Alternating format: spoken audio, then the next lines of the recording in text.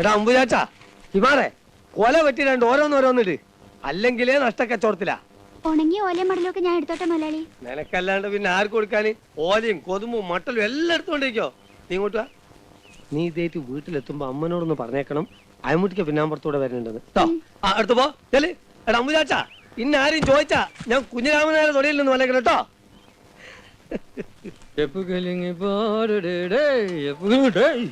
കുഴി എന്റെ ദൈവമേ, എന്റെ ചീട്ട് കീറി തന്നെ.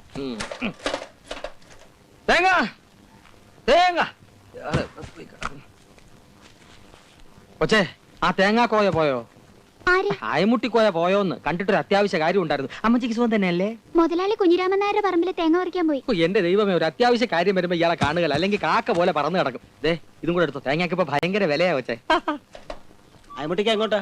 ഞാൻ ആകാശത്തേക്ക്. അവിടുന്ന് നേരെ സൂര്യനിൽ ഒന്ന് പോകുന്നേ പോരണോ? ഒരാവശ്യമില്ലാണ്ട്. വല്ല ആവശ്യം ഉണ്ടായിരുന്ന നാണു നാക്കം വെച്ചോണ്ട് വെറുതെ ഇരുന്നാ പോരെ. പോയാ തേങ്ങ നിക്ക, ഒരു അത്യാവശ്യ കാര്യം പറയാനുണ്ടായിരുന്നു. എനിക്കൊരു അത്യാവശ്യമില്ല. എന്നാ എനിക്കുണ്ടോ? പോയല്ലേ? വിട്ടോ വിട്ടോ. എടോ ഇങ്ങോട്ട് പാടോ, എടോ വെള്ളം ഇങ്ങോട്ട് അടുപ്പിക്കണോ. ഇയാൾ എങ്ങനെ വിട്ടാ എന്റെ കഞ്ഞൂടി മുട്ടുമല്ലോ ദൈവമേ. എടോ കണ്ണി ചോരയില്ലാത്തവനെ, കണ്ണ് കൂളിംഗ് ഗ്ലാസാ. എടോ എന്നെ രക്ഷിക്കണോ. എന്നെ രക്ഷിച്ചിട്ട് അങ്ങനെ ധീരതക്കുള്ള അവാർഡ് എനിക്ക് വേണ്ട. വെള്ളത്തിന് നല്ല ടേസ്റ്റാ. കുടിച്ചോ കുടിച്ചോ, ഇഷ്ടം പോലെ കുടിച്ചോ.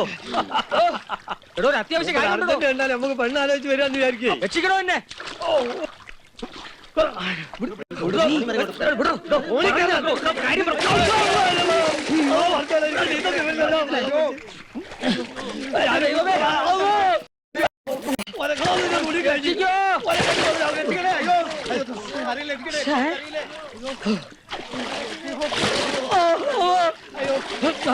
കിട്ടി.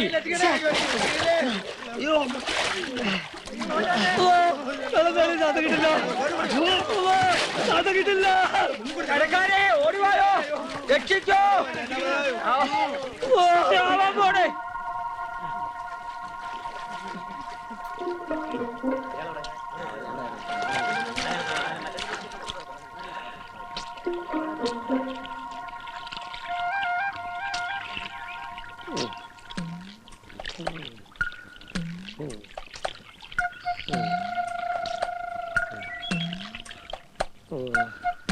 ഞാൻ അപ്പോഴേ പറഞ്ഞില്ലേ വേണ്ട വേണ്ടാന്ന്.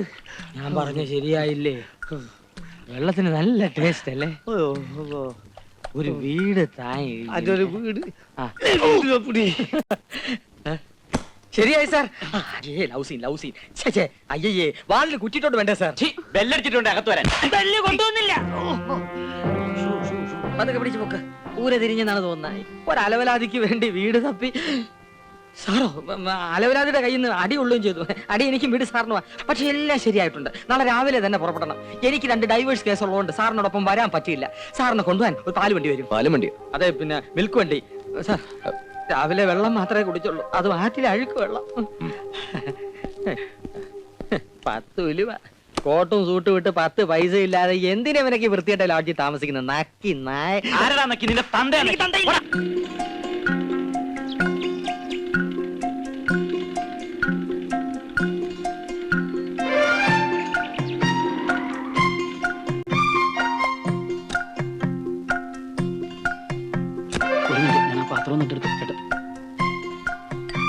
പാത്രം എടുക്കണേ.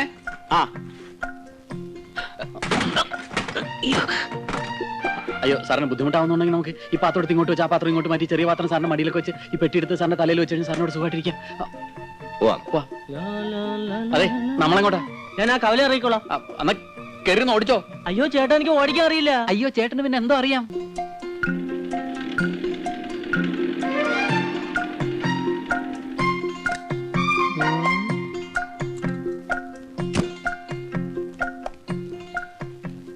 ഇതേതാ ദാസേ പുതിയ ഇറക്കുമതി? പതുക്കെ പറ. പുലിയാ. പുലിയോ? ആ, അച്ചു എവിടുന്ന് തപ്പിക്കൊണ്ടു വന്നതാ. അയമുട്ടിക്കാരെ വീട്ടിൽ താമസിപ്പിക്കാനാ. പുലിയാണെന്ന് ഉറപ്പുണ്ടോ? ശരീരത്തിൽ വെടികൊണ്ട 7 പാടുകൾ ഞാൻ എണ്ണി. ഇനിയുണ്ട് ബാക്കി. ഈശോ, പേടിക്കണ്ട, അധികം അടുക്കാതിരുന്നാ മതി. ബാക്കി കാര്യം ഞാനേറ്റു. ഇനിയെല്ലാം ദൈവത്തിന്റെ കയ്യിലാ. ഭാഗ്യം ഉണ്ടെങ്കിൽ നമുക്ക് വീണ്ടും കാണാം. വരട്ടെ. എന്റെ കർത്താവേ, ഈ നാട്ടിലും പുലി ഇറങ്ങിയോ? അതെ, നമ്മളെ കെട്ടോള് സ്നേഹം കൂടുമ്പോ ഇന്ന അങ്ങനെ വിളിക്ക. അയമൂന്ന് ഒരു പുന്നാരത്തിന്. പൊന്നാരത്തിന് എന്ന് വെച്ച് നീ അയമുട്ടിക്കാന്ന് വിളിച്ചാ മതി കേട്ടോ.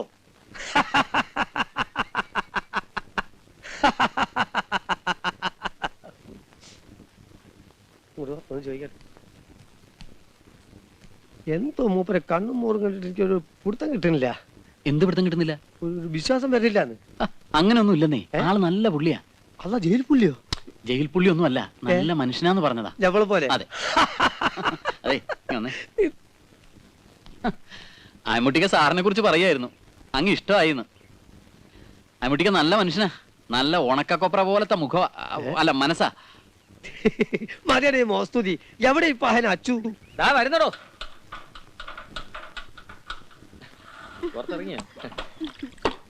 എന്താ കേറി പോടി അകത്ത്. ആ ദാസം വന്നിരുന്നോ? സത്യം പറച്ചു. ആ വന്നവനാരാ? എവൻ? ആ കാറിൽ വന്നവൻ. ആഹാ, നല്ല പാർട്ടിയല്ലേ. 2-3 മാസത്തേക്ക് താമസിക്കാൻ വീട് വേണമെന്ന് പറഞ്ഞ് എന്നെ ഒന്ന് മുട്ടി. ആ കാര്യത്തിന് അയമുട്ടി ഒന്ന് മുട്ടി. എന്തിനാ കിട്ടുന്ന നിമിഷം കളയുന്നത്? അല്ല, ഈ കമ്മീഷൻ നിനക്ക് അനുഭവിക്കാൻ സാധിക്കുമെന്നാ എന്റെ ഇപ്പോഴത്തെ സംശയം. എന്താ ഇപ്പൊ അങ്ങനെ ഒരു സംശയം? അവൻ പുലിയല്ലേ? പുലി ആയാലെന്ത്, സിംഹായാലെന്ത്? സത്യം ദാസ് ആരോടും തുറന്നു പറഞ്ഞാൽ നിന്റെ കഞ്ഞി പാറ്റ വീഴുകയല്ലേ? അവൻ ആരോടും പറയില്ല. അവനെ എനിക്ക് നല്ല വിശ്വാസ, അത് ഉറപ്പാ. അവന്റെ കഞ്ഞി എന്റെ കഞ്ഞി ഒന്നാ, ഇയാൾ മാറിയില്ല. കർത്താവേ, ഇത് പുലി തന്നെ. ഏയ് മുട്ടിക്കോയാ, ഞാൻ വരെ അല്പം വൈകിയല്ലേ. കാലത്ത് 2 ഡൈവേഴ്സ് കേസ് ഉണ്ടായിരുന്നു. ഞാൻ അവിടെ ചെന്നപ്പോൾ ആകെ പ്രശ്നം. അവർക്ക് 2 പേർക്കും ഒന്നാകണമെന്ന് ഞാൻ വിടുവോ? ഞാൻ എല്ലാ അടവും പയറ്റി കലക്കി കൈ കൊടുത്ത് 2 പേരും കണ്ണീരും കൈയുമായിട്ട് 2 വഴിക്കും പിരിയുന്ന കണ്ട ശേഷമാണ് എനിക്ക് ശ്വാസം വീണത്. ഇതിന്റെ ശ്വാസം പോയോ? സന്തോഷം, ചത്തില്ല. ആഹാ, സാറോട് ഉണ്ടായിരുന്നോ? ഞാൻ ഈ വീടൊക്കെ ഒന്ന് കാണിക്കായിരുന്നു. എന്നിട്ട് ഇഷ്ടപ്പെട്ടോ? ഉറപ്പിക്കാമല്ലോ. പിന്നെ ഉറപ്പിക്കാം. എന്നാ ഐശ്വര്യമായിട്ട് 100 രൂപയും തന്നെ. കമ്മീഷൻ അല്ല, വാടക, അഡ്വാൻസ്. കമ്മീഷൻ വേറെ ഉണ്ട്. ഐശ്വര്യട്ട കൈ ഇങ്ങോട്ട് നീട്ടില്ലേ. അല്ല മെല്ലെ പിടിച്ചു വലി. ഈ ഇന്ത്യ മഹാരാജ്യത്ത് പരസ്പരം ചതിക്കാണ്ടും കള്ളത്തരം കാണിക്കാണ്ടും അയമുട്ടിക്കാന്റെ ഈ വീട് നമ്മൾ വാടകയ്ക്ക് കൊടുക്കുന്നു. അന്യ നാട്ടിൽ നിന്ന് വന്നിരിക്കുന്ന ഈ നല്ല മനുഷ്യൻ ഈ മഹാരാജ്യത്ത് ലോകാവസാനം വരെ സന്തോഷമായിട്ട് ജീവിക്കട്ടെ എന്ന് നമുക്ക് പ്രാർത്ഥിക്കാം. ഒരു വിരോധമില്ല, പ്രാർത്ഥിക്കാം. പക്ഷെ വാടക ആ കീശയിൽ ഇടണമെന്നായിരുന്നു എന്റെ ആശ, പക്ഷെ കീശ മാറിപ്പോയി. എന്റെ കാര്യം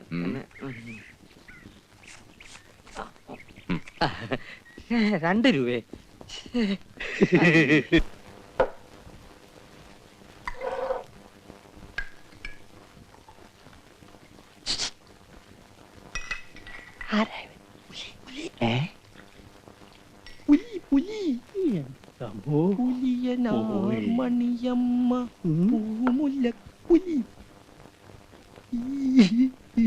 അധികം അടുത്ത് പോണ്ടത് കടിക്കും.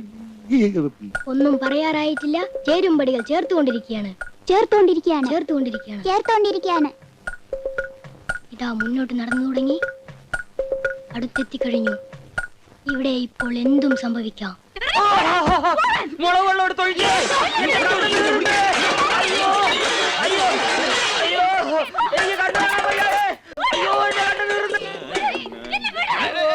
എന്താ എന്താ എന്താ? അയ്യോ അയ്യോ, എടാ അന്തപ്പാ, എന്റെ കണ്ണു വീണതാ.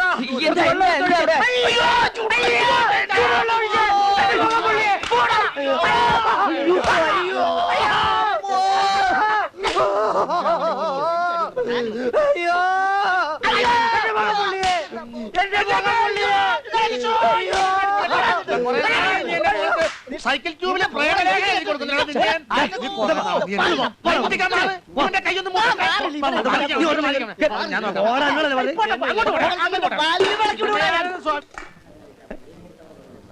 ഇതാരും സാറോ? പിന്നെ നമ്മളെ വീടൊക്കെ നല്ല സൗകര്യല്ലേ? ഇനി സൗകര്യത്തിന് കുറഞ്ഞാലും വാടക. അന്തപ്പൻ ഒന്ന് പറഞ്ഞു മനസ്സിലായിക്കോട്ടെ. എനിക്ക് നേരല്ല, കുറച്ചുകൂടെ സ്ഥലത്ത് തേങ്ങ എടുക്കാനുള്ള. ആ വീട്ടിലെന്താ പ്രശ്നം? അതൊരു സ്ഥിരം യുദ്ധമാ സാറേ. ആ പെണ്ണിന് ഭ്രാന്താ.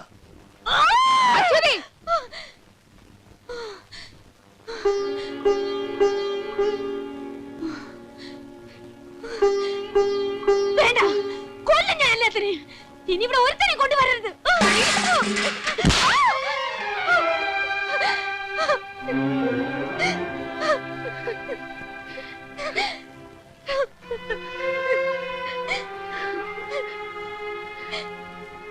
വരുന്നവരെല്ലാം എറിഞ്ഞോടിച്ചിട്ട് അവസാനം മൂത്ത് നരച്ച് ശവം പോലെ നീ തനിച്ച് ഈ വീട്ടിൽ കഴിഞ്ഞു.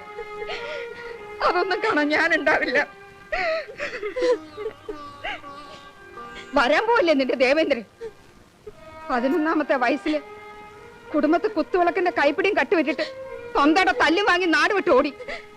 ഒടുവിൽ അർദ്ധരാത്രി ആറ്റിച്ചടിച്ചത്ത നിന്റെ മറ്റവന്റെ പ്രേതത്തെ കാത്തിട്ടാണോടി ഊരിപ്പെട്ടുള്ള നീ ഇരിക്കുന്നത്? അമ്മേ പറയും, 100 വട്ടം പറയും. പാലേട്ടൻ മരിച്ചത് അമ്മ കണ്ടോ? കണ്ടില്ലേ? നീയും കണ്ടില്ലേ? അളിഞ്ഞ ശവം കരയ്ക്ക് കയറ്റി അവന്റെ അച്ഛൻ കെട്ടിപ്പിടിച്ച് കരയുന്ന നീ കണ്ടില്ലേ? അത് പാലേട്ടനാണെന്ന് എല്ലാവരും കൂടി പറഞ്ഞിട്ടല്ലേ പാലേട്ടന്റെ അച്ഛൻ കരഞ്ഞത്? എന്റെ ദൈവമേ, ഈ കുട്ടിയുടെ ബുദ്ധി മുഴുവനും ആ കിളവൻ പറഞ്ഞ് മാറ്റിയിരിക്കുക.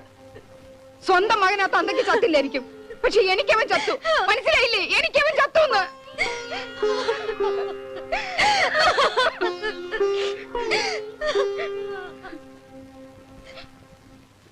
ചെറിയടുത്ത് മാധവമേന്റെ മകനായിരുന്നു മരിച്ചുപോയ ബാലൻ. പണ്ടെങ്ങാണ്ടി പെണ്ണിനെ അവന് കെട്ടിച്ചു കൊടുക്കാമെന്ന് പറഞ്ഞ ഒറ്റ കാരണം കൊണ്ട് തന്നെ പാവം പെണ്ണ് ഇപ്പോഴും കാത്തിരിക്കുക. പക്ഷെ അച്ചു ആണെങ്കിൽ ഓരോ ദിവസവും ഓരോരുത്തരെയും കൊണ്ടുവരിക. ഏത് ബ്രോക്കർ തല കുത്തി പറഞ്ഞാലും അവൾ ഒരുത്തനെയും കെട്ടുകയില്ലെന്ന് ഈ നാട്ടുകാർക്ക് മുഴുവൻ അറിയാം. എന്നാൽ ആ തള്ളയും വിടൂല, അച്ചുവും വിടൂല. അച്ഛ ഇന്നും വന്നു. അമ്മ പറഞ്ഞിട്ട് എന്നെ പെണ്ണ് കാണാൻ വേണ്ടി അയാൾ ആരെയോ കൂട്ടിക്കൊണ്ട് വന്നു. അറിഞ്ഞു. പാലേട്ടൻ വരുമെന്ന് അവരോട് ഒന്നുകൂടി പറഞ്ഞൂടെ? എല്ലാവരും എനിക്കെതിരാണ്. ഞാൻ പറയുന്നത് ഒരാളും വിശ്വസിക്കുന്നില്ല. ആറ്റിൽ വീണ് ചത്തവൻ ഒരിടത്തും തിരിച്ചു വന്നിട്ടില്ലത്ര. ആറ്റി വീണ് ചത്തത് ആ പറഞ്ഞോന്റെ തന്തയായിരിക്കും. അങ്ങനെ പറഞ്ഞത് എന്റെ അമ്മയാണ്.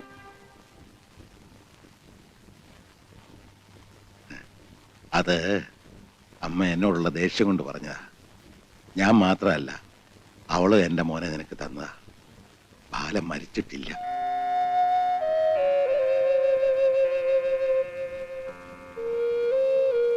അവൻ ഈ പടിയിറങ്ങി പോയിട്ട് 15 വർഷം കഴിഞ്ഞു. ശരിയാണ്. പക്ഷേ 15 വർഷം കടന്നു എന്ന് കരുതി മരിക്കണമെന്നില്ല. അവൻ വരുമെന്ന് എനിക്ക് ഉറപ്പുള്ളത് കൊണ്ടല്ലേ അവന്റെ മുറി ഇപ്പോഴും ഒരുക്കി വെച്ചിരിക്കുന്നത്. മോക്കറിയില്ല, എന്നും അവന് വേണ്ടി ഒരു പാത്രം ചോറ് ഞാൻ മാറ്റിവെക്കും. ഒരു നേരത്തെ ആഹാരം തെറ്റിയ വിശപ്പ് താങ്ങാൻ കഴിയാത്തവനായ എൻ്റെ മോൻ വിശപ്പ് തോന്നുമ്പോൾ അവൻ തീർച്ചയായും വരും. വിശ്വസിച്ചോ? എന്നിട്ട് നിന്നെ എൻ്റെ മരുമോളാക്കി ഈ വീട്ടിലേക്ക് ഞാൻ കൊണ്ടുവരും.